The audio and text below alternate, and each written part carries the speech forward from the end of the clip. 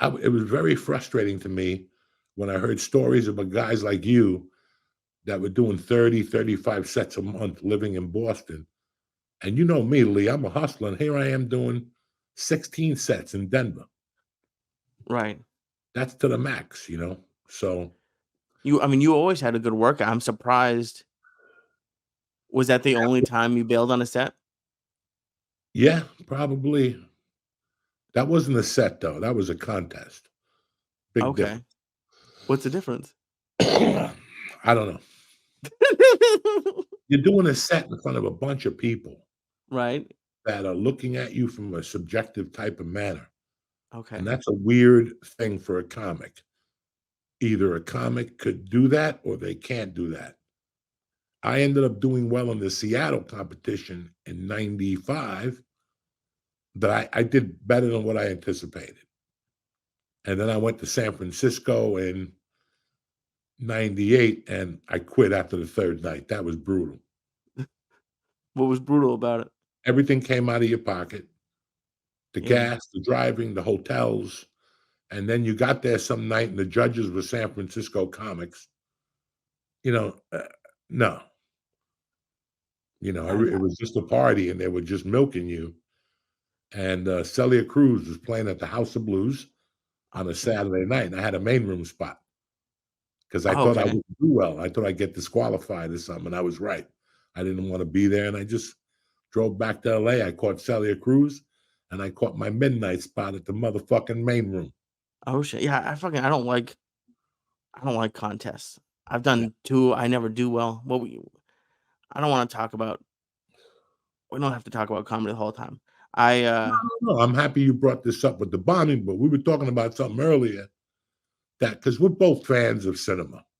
oh yeah, I uh-huh. think our real big connection is cinema. I remember going to your house one day and seeing all your CDs and all your movies. I mean, half of them were shitty movies, No, but no, some of them were. terrible, terrible movies, but fucking, you know, uh, I love it. I I went love over mo there and I noticed that you were a movie buff and you'd go to the movies a lot. And one of our similarities is we really enjoy going to the movies alone. I got no beef with that. oh, The I least like I it. gotta talk to people, the least people bother me that they're cold, they're thirsty, their fucking knees hurt, all that shit. Like it just, and now for the first time in my life, I've actually achieved the goal of turning my fucking phone off. You turn your Because phone all the way off. when I lived in LA, I always had it on, Right, and 20 minutes into the movie, some fuck calls you from an agency. You get up to call them. There goes 10 minutes of the movie, and then you sit down and you can't stop thinking about what they called you about.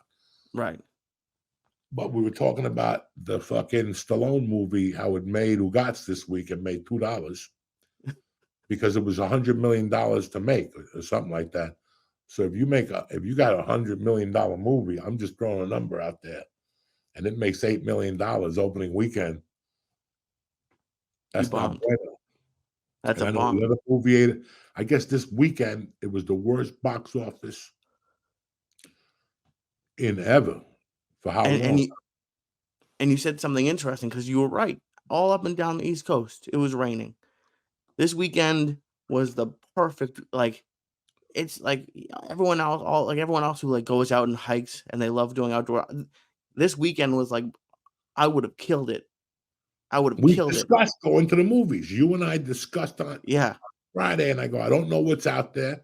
And you said The Equalizer. I said I caught it the first night right. because moving back here, I have 3 theaters close to me, Okay. 15 minutes. And tickets, they always have 2 sets of shows going on at one, 2 on the other. So I always got an option. And I'm just trying to take it back to see what. And I've been to the theaters. I've had a great time because all the movies I've gone to see are basically fucking empty. Even though they're Mhm. blockbusters, they've been fucking empty when I go there. Yeah. And I know that when I take my daughter, it's a $50 fucking show for the popcorn. We're part of like the AMC fucking network. We get coupons and discounts. I mean, Yeah, the they have hot different dogs you lines get to for sign they have five. 8 different groups you could sign up for now. I I loved AMC. I worked at AMC it was my favorite job. I got free movie tickets, and let me ask you, why did you decide not to go? This weekend? Mm-hmm. Because there was nothing out there. Even if I didn't want to watch The Expendables. I've never watched an expendable movie in my life. Not even close. I love every type of genre movie, but that didn't look appealing to me. I couldn't go for listen, I've seen one of the greatest combo movies of all time. The what's Dirty that? Dozen, The Magnificent Seven, the original one, not the one with what's her name's fucking half a fag husband, who's also on the Avengers and shit. I don't like none of that stuff. Chris Pratt? Yeah, Chris Pratt. I don't believe he's a fucking superhero. So those were good, but you didn't. What was it? Was it the age in the Expendables? Why don't you buy the Expendables? I don't know. And I look like an expendable type of guy. Like if you see me, you're like, oh, that motherfucking moron's gonna be down there with popcorn and a hot dog and his shirt off with a tattoo on his chest, Yeah. Because I know the expendable people, the guys that go there have to be like Jet fans that don't get tickets. Like they go, fuck it, let's go see the Expendables. And instead of wearing a green shirt, they wear like no shirt with a tattoo and they yell every time Stallone's beating people up. I can't deal with that. Not right now, dog. That There's a lot to of things I me. can't deal with right now anymore. There's Oh a yeah, lot like of what else? Anything else? I was telling Jimmy Florentine yesterday, they went to see Bret Michaels from Poison. I can't do that no more. I can't go see a guy with mascara on. He's 58 years old. Knock it off. And he's singing Sweet Home Alabama, which burns me up even more than anything. He's What's like, wrong it's a with Sweet? summer party. Get the fuck out of here. What? What about what's wrong with Sweet Home Alabama? It's a Leonard Skinner song. Why is there a guy up there with mascara on singing that fucking song? That's what I'm getting at, Lee. I What got about problems. Kiss? I'll tell Would you you what see else I got Kiss? going on. I got all of a sudden, about 3 months ago, I discovered this is between us, we're family.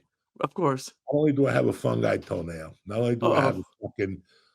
a burster in my ear, not only can I breathe, the 60s hit Uncle Joey hard. I've been stealing father time for years. Once I got 60, the warranty went kaputs. That was it. It went kaputs. I don't have a Volkswagen. I don't have the Nazi 10-year, $100,000 fucking whatever. So what was I talking about? Oh, You said I don't know. You said you have something new to tell, like that's happening to you. all right. So now I discovered, because I'm a clean ear fanatic. Motherfucker. Don't bother me, please. Go fuck yourself, will you? I discovered what happened here. Hold on. Go. There you go. There you go. These fucking miserable fucks. God damn it. I discovered one morning, first of all, this is one of my things that bother. You ever talk to somebody and you can see a piece of wax sticking out of your ear? Uh-huh. You ever go to breakfast with somebody and they got wax in the wax? I don't give a fuck if you got food in your teeth. I don't give a fuck if you got the Sandman in your eyes. I really don't.